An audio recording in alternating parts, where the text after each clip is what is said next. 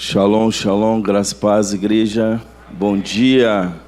Bom dia para você que está em casa, seja bem-vindo. Conforme que Jotão falou, creio também que Deus vai falar muito ao nosso coração essa manhã. Creio que Deus ele tem algo a nos revelar na poderosa palavra dele. Amém?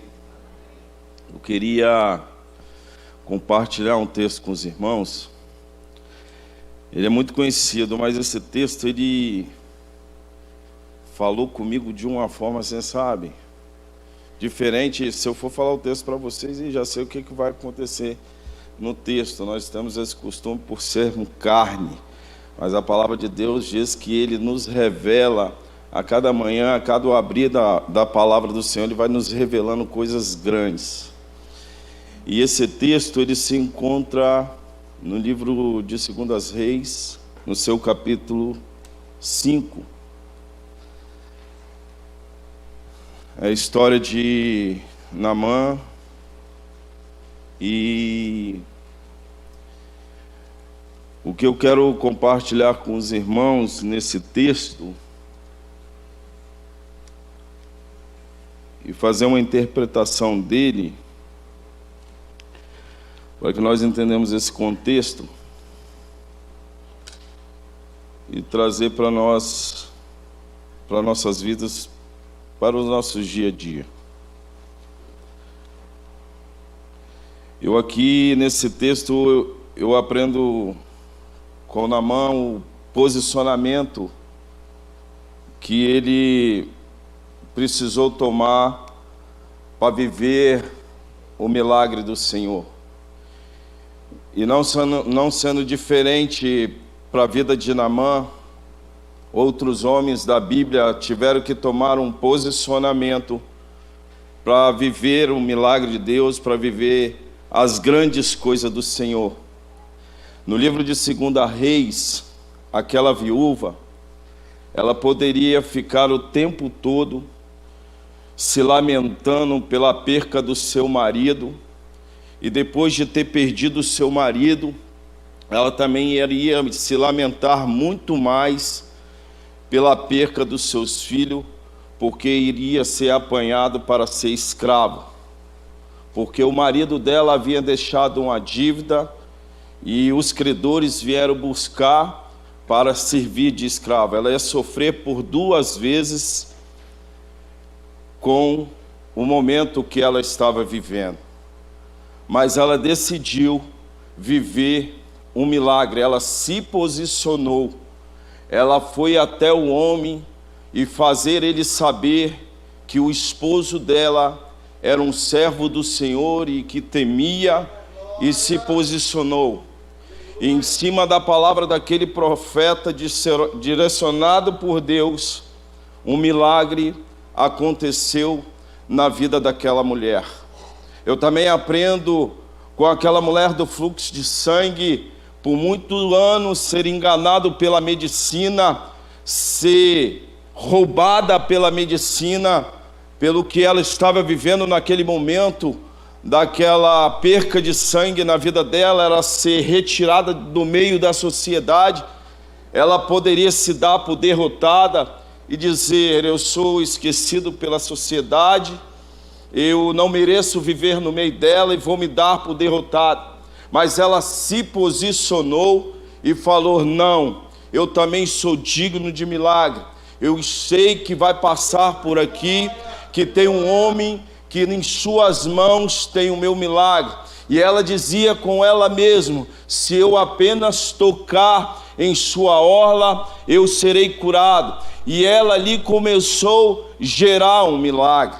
Eu também aprendo com o cego Bartimeu, por muitos anos naquela beira daquele caminho pedindo esmola. Ele fala: chega de andar com essa capa me dado pelo governo e ficar à beira desse caminho pedindo a esmola. Aquele que reina e vive, ele tem muito mais algo para me dar. Então ele também se posicionou, ele não olhou a multidão que o apertava, ele gritou em alta voz e dizia: Jesus, Jesus, filho de Davi, tem misericórdia de mim, tenha compaixão de mim. Aqui eu citei para vocês alguns textos que fala de posicionamento. Não ser diferente também aqui nesse texto de 2 Reis, no seu capítulo 5. Naamã, em toda a sua incredulidade, em toda a sua adoração de outros deuses, ele teve que descer do teu altar e teve que reconhecer que só tinha um Deus que poderia fazer algo por ele. Ele teria que se posicionar diante de Deus e reconhecer que era só Deus que poderia fazer algo por ele. Interessante nessa história de Naamã, que ele era um exército, ele era um comandante do exército do rei da Síria, era um homem de patente alta, era um homem conceituado pelas suas vitórias, mas ele escondia por baixo da capa dele uma coisa que impedia ele de ser feliz. Ele tinha tudo, mas ao mesmo tempo também ele não tinha nada. É interessante que neste capítulo, e lá no seu versículo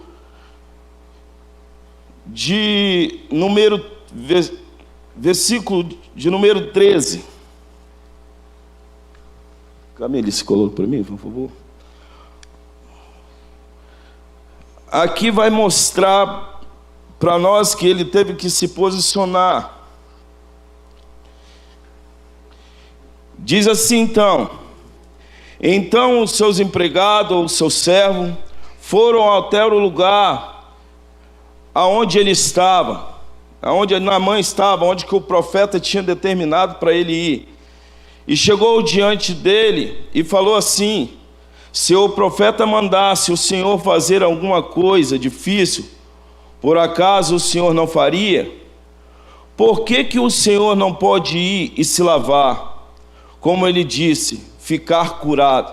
Então Naamã desceu até o rio Jordão e mergulhou por 7 vezes. Naamã aqui, para ele ser curado de uma lepra, ele precisou se posicionar e obedecer à voz do profeta. Mas aqui é interessante que Naamã, por seu todo conhecimento de guerrilha, pelo toda a sua patente alta, como eu falei, de nada para isso, para ele valia, porque ele tinha essa enfermidade. E o que escondia essa enfermidade era a sua armadura. Eu aqui aprendo nesse texto que nós não vivemos os grandes milagres de Deus na nossa vida, porque nós encobrimos o propósito de Deus na nossa vida com o nosso pecado. Naamã, ele encobria a sua doença com a sua armadura. E às vezes nós não vivemos os grandes milagres de Deus, os grandes acontecimentos de Deus na nossa vida, porque nós encobrimos os grandes processos de Deus e os milagres de Deus na nossa vida com o nosso pecado.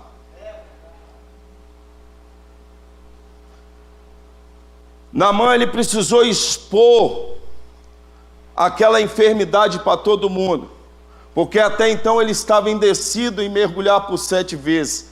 Se até então não fosse esses homens chegar até ele, ele não descia. E ali tirou toda aquela dúvida, aquele peso que ele tinha sobre ele, e falou: porventura, tal, você não faria isso? Por que você não mergulhar? Não tem outro recurso, não tem a medicina.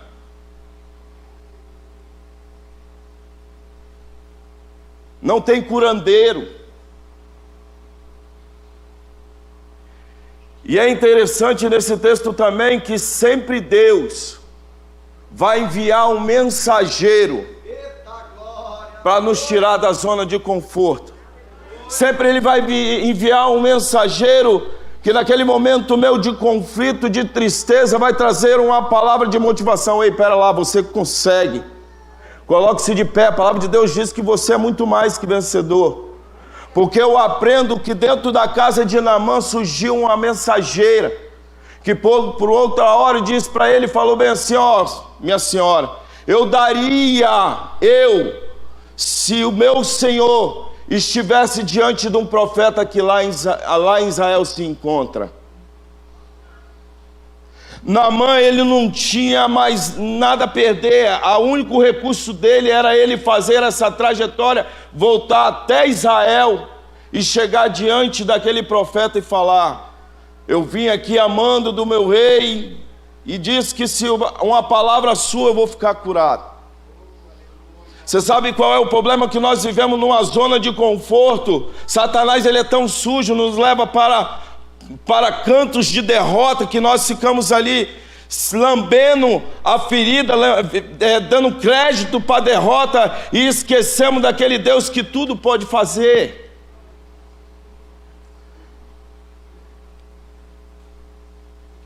Ontem eu saí para fazer algumas visitas, me chamaram por socorro de algumas situações que amigos meus estão vivendo. E eu cheguei em um lugar,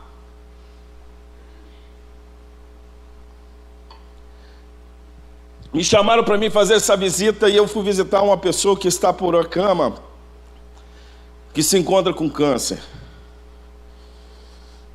E quando eu saí de casa, eu falei, Senhor, e na mesma hora minha esposa fala para mim, amor, também tem uma outra visita que nós temos que fazer, que a filha da minha amiga está dando muito trabalho, mas são tudo pessoas que têm convivência com o Senhor, estão dentro da casa do Senhor, mas não conseguem enxergar ou viver os grandes milagres, porque não consegue viver uma vida de relacionamento e de uma crença, de uma fé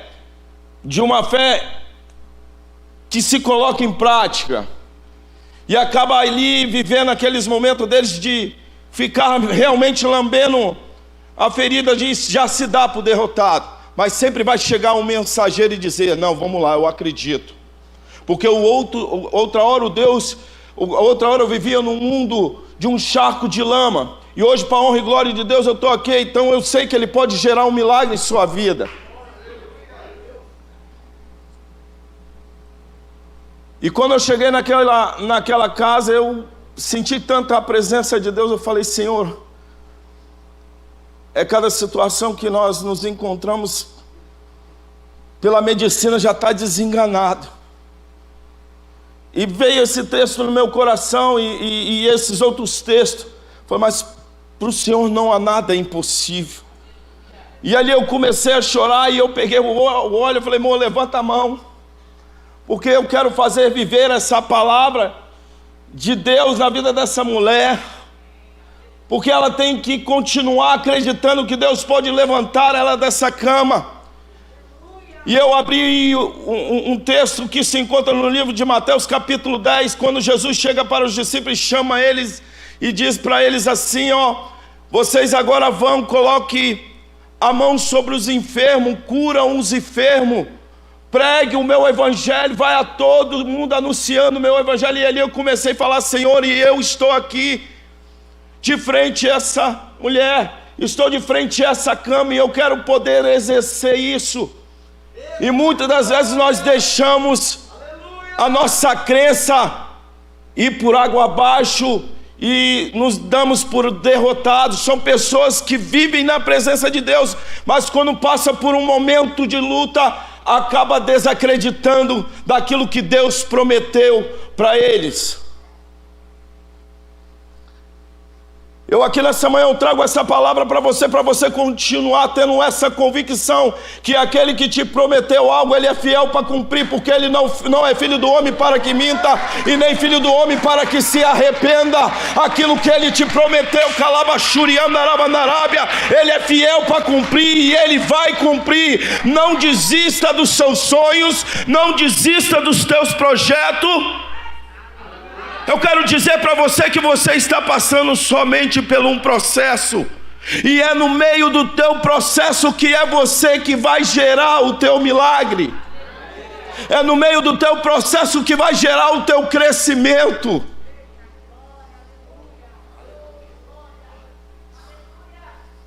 Naamã, ele precisou passar por um processo.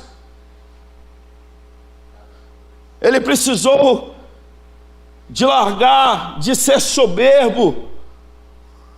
Ele precisou largar o seu orgulho. É no entanto que quando ele chega até a frente da casa do profeta, ele vai zombar e vai dizer: Poxa, não poderia ele mesmo vir me atender? Manda um empregado me atender. E ainda mais ele vai ficar indignado porque vai mandar o profeta ele mergulhar num rio Jordão, e ele vai dizer: porventura não poderia ele me mandar eu mergulhar nos rios de Damasco, de águas cristalinas? Vai mandar eu mergulhar na água barrenta? E nós às vezes barramos as bênçãos do Senhor chegar até a nós, porque nós levantamos muitos porquês na nossa vida. Por quê? Paralisamos algo grandioso de Deus na nossa vida, porque criamos dúvidas na nossa mente.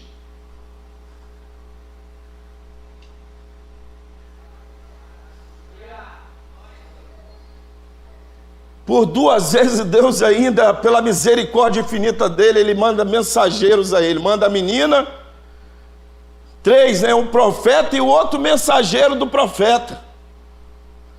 Deus, ele é tão misericordioso comigo e você, que toda hora tem alguém chegando, trazendo uma palavra para nós de motivação, de esperança. Não é verdade?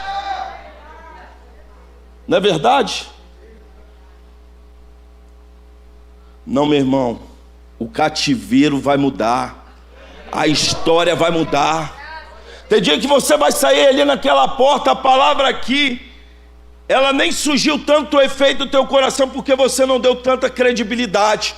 Mas pela infinita misericórdia de Deus, Deus vai tirar um lá de trás e vai dizer para você: meu irmão, não abaixa a cabeça não, continua com a cabeça em pé, porque no momento certo e na hora certa Ele vai te exaltar. Eu sinto Deus na casa, eu sinto Deus neste lugar. Meu irmão, porque eu estou ministrando isso aqui essa manhã, porque Deus falou comigo, e eu estou ficando assim, sabe, tão indignado de ver as pessoas, sabe, entrar dentro da igreja e já entrar para dentro da casa do Senhor, porque já está acostumado. Você sabe por quê? Abinadab não viveu os grandes milagres como Obed-edom viveu? Porque tratou a arca de qualquer maneira. Obed-edom não, ele sabia como se tratar a arca, ele sabia como se tratar a presença alabrandarábia de Deus. Tem gente fazendo pouco caso com o Senhor, por isso que está demorando o processo. Você sabe por que o povo do Egito não chegou tão rápido na terra prometida? Porque ainda de ele fazer tantos feitos no meio deles lá, de fazer que maná caiu do céu, toda hora vivia desacreditado, toda hora vivia murmurando. Eu sinto Deus aqui.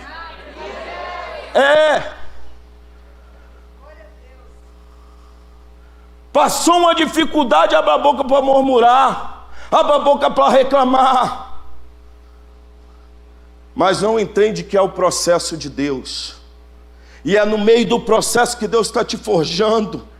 É no meio do seu processo que o seu milagre está sendo gerado.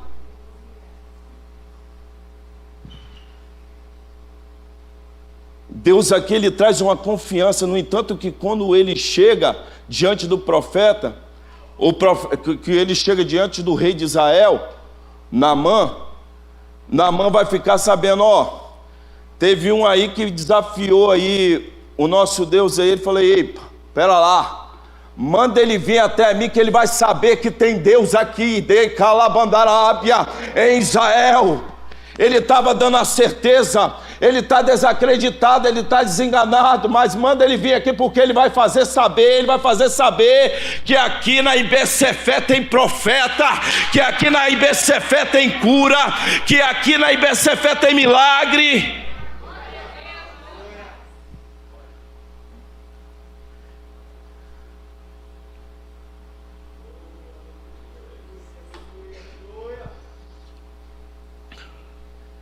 Chega até esses homens, até Naamã, e diz: olha só, meu senhor, eu não vejo nada difícil aqui, é tudo muito fácil. Vamos parar de ficar lambendo orgulho, dando crédito para derrota.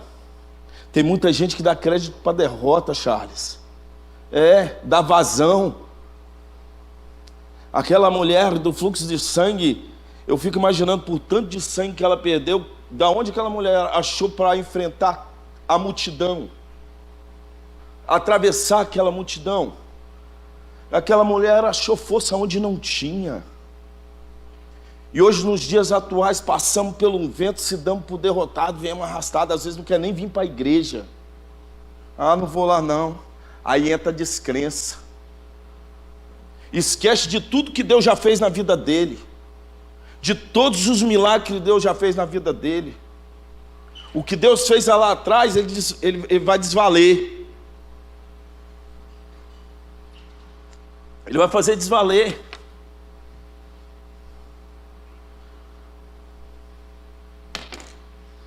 Naamã aqui, esse texto aqui, ele nos ensina a ser perseverantes, a perseverar, a ser pessoas retas diante do Senhor, a sermos pessoas temorosas, temermos mais, acreditarmos mais.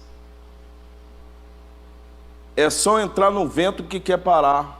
Quando eu estava lá no mundo, eu não tinha tanto vento assim. Ei, quem disse para você que para ir para o reino do céu é fácil? Ei, o mundo tereis aflição, mas tem bom ânimo. Largo é o caminho que leva para a morte eterna, e estreito é o caminho, Anarabashuri Andarábia, que nos leva à alegria, a compartilhar com os irmãos no reino do céu. Meu irmão, seremos provados como ouro no fogo. E queremos dar mais vazão para a carne. Não, eu quero uma melhor água. Deus não está fazendo, que Deus é esse? Mas esquece do sábado. Ontem ele botou o alimento na sua mesa. Se ele botou ontem, ele também vai botar hoje. O maná caiu do céu. Se ele fez em mediante um deserto, da onde não tinha nem como aparecer comida, por que logo ali na frente não estará a terra prometida? Porque toda hora a incredulidade vai batendo no nosso coração, e temos que estar constantemente pedindo ao Senhor: Senhor, nos blinda, Senhor, contra essa mentira que Satanás tenta impor em nós. Não deixe que Satanás ele cria essa dúvida de quem é Deus na sua vida. Eu cheguei na casa dessa mulher ontem e falei: Senhor, em nome de Jesus. Eu saí de lá, meu irmão, injuriado e convicto. Aí logo me dá um telefonema: rapaz, estou precisando de socorro aqui. Já era 11 horas da noite. Vai eu para outro lugar orar mais minha esposa. Eu falei: minha irmã, eu acredito no Deus da restituição. O Deus que criou o casamento, ele não é um Deus de fazer separação. O que ele constrói, ele não é um Deus de desfazer, está construído. Vamos orar, meu irmão. Eu creio que tudo vai se acertar. É acreditar, é ter fé. A fé é o firme fundamento das coisas que não se vê, mas que se esperam no Senhor. Satanás, ele é tão sujo que ele tenta jogar discórdia no nosso meio, empecilho para tentar nos paralisar e de viver essa fé em Cristo Jesus. Ele coloca um monte de obstáculo.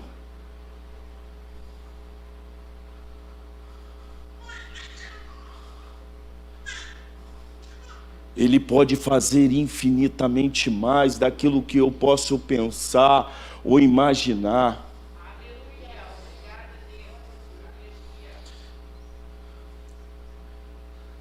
É interessante aqui, nesse texto,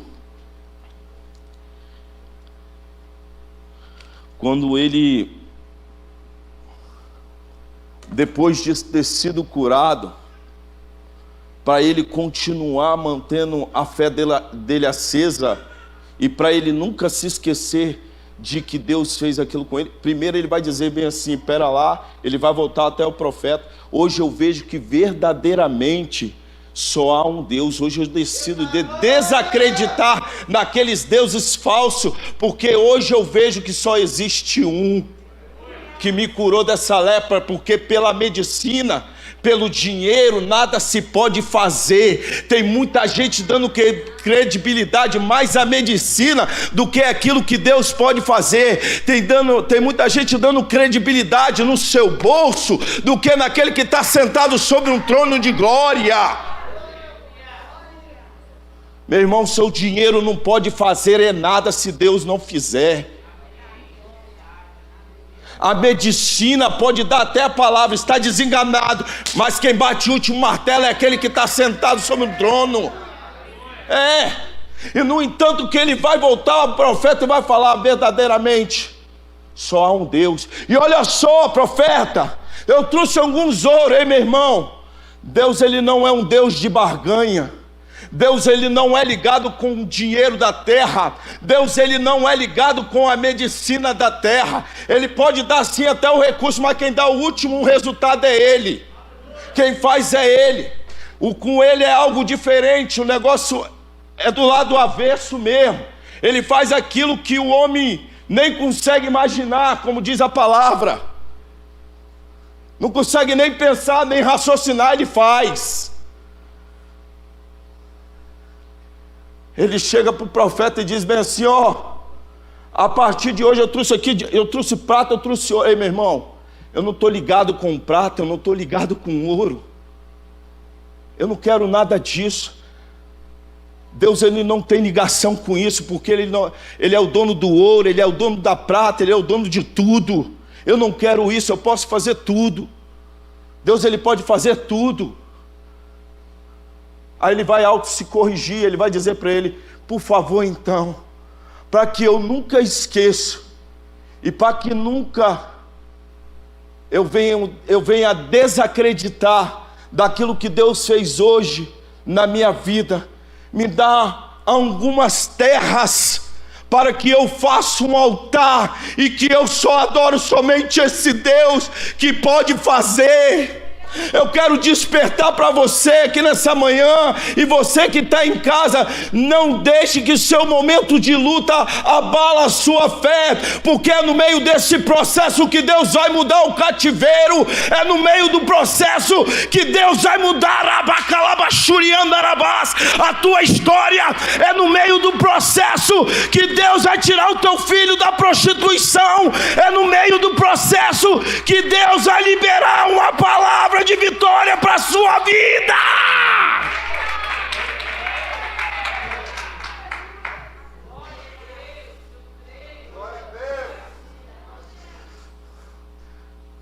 Desistimos tão fácil. E eu faço uma pergunta para você. Imagina se ele desistisse daquela cruz. Imagina se ele falasse, povo miserável, nós somos miseráveis, a palavra é essa, que se encaixa perfeitamente em nós.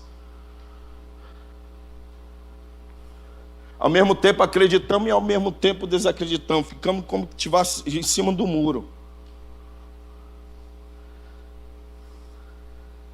Tem crentes que esquecem tão fácil das coisas.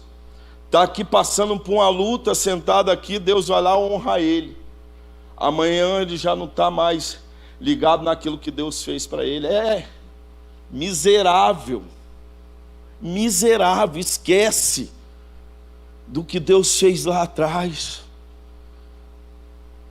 É sempre estar, Senhor, traz à minha memória aquilo que me dá esperança, daquilo que o Senhor já fez na minha vida. Senhor, esse é só um momento que eu estou passando. É porque o Senhor está me fazendo passar por etapa, porque o Senhor está fazendo com que eu amadureça, com que eu cresça, com que eu adquira sabedoria, discernimento, entendimento. Tem situações e lugares que o Senhor vai te colocar para você sair dali aprovado e não reprovado. E quem passa pela prova, ele tem que sair aprovado e não reprovado.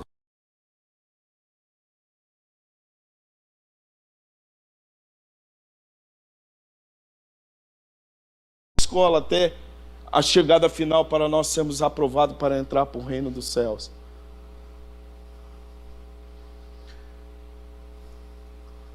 Eu fico tão triste que tem gente que entra ano e sai ano, está dentro da casa do Senhor e não consegue mudar a tua história, mudar o seu comportamento, mudar as suas atitudes, porque já está acostumado a viver essa vidinha medíocre.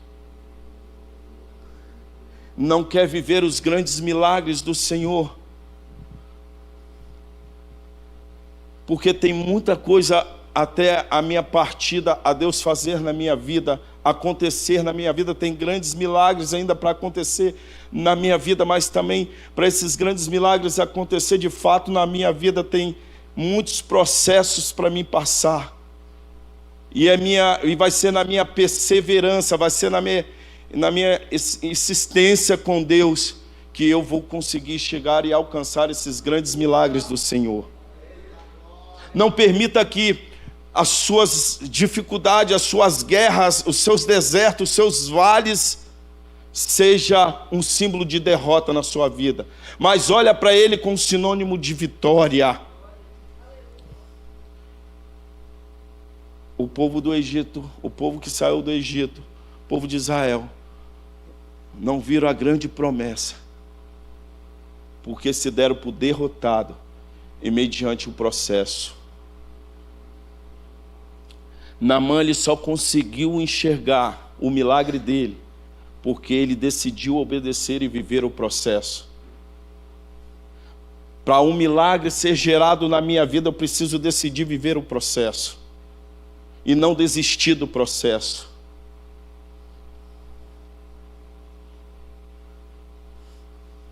Nós subimos aqui em cima e ministramos tantas palavras desses mensageiros que chegam até nós, e nós deixamos como se caísse ao vento, entrar aqui e sair aqui, mas não permita que essa palavra nessa manhã entre aqui e sai aqui, mas que ela entre aqui e cai na tábua do teu coração e fica gravado, e que você começa a exercer ela. Naquele momento seu de luta, você começa a botar em prática. Senhor, está doendo, eu estou sendo apertado, eu estou passando por esse processo, mas eu sei que lá na frente o Senhor tem um banquete para mim.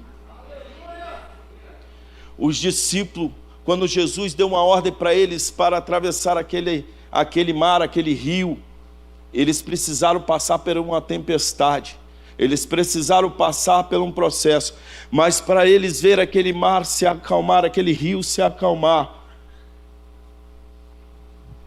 eles precisaram acreditar, insistir e dizer para Jesus: Jesus, não permita que perecemos aqui. Coloque-se de pé, Senhor, porque eu sei que você pode repreender essa tempestade. Porque o destino daqueles discípulos de Jesus era até chegar até um determinado lugar para fazer algo do Senhor acontecer, que era a cidade de Gadara. Então nós passamos por processo na nossa vida para não sairmos como derrotados, e sim para vitoriosos. Deus não nos fez para ficarmos de cabeça baixa. Ele garante vitória. Interessante que até o seu próprio filho foi tentado por próprio Satanás, passou por um processo, mas saiu dali de cabeça erguida e com a vitória na mão, porque a palavra vai dizer que anjos o servia. Eu queria que você se colocasse de pé essa manhã, e você que está em casa fizesse uma reflexão dessa palavra que foi ministrada aqui essa manhã, do que Deus falou ao meu coração. Eu também quero acreditar que no seu coração também falou de uma forma muito especial. Você que se encontra desenganado pela medicina, você que já não tem mais esperança com o teu filho, continua insistindo, porque até no momento de quando a minha mãe desistiu de mim, ela dobrou o joelho e falou: Senhor, eu já não aguento mais, pode preparar e recolher. Aí foi a hora que Deus entrou na guerra. Aí foi a hora. Tem gente aqui que me conhece e conhece a minha história. Aí foi a hora que Deus falou: agora eu vou mudar a história desse menino. Agora Labrastébia sai. Agora eu vou mudar a história dessa mãe, porque ela decidiu acreditar. Ela decidiu insistir. Ribadarabasébia, Calamandarábia.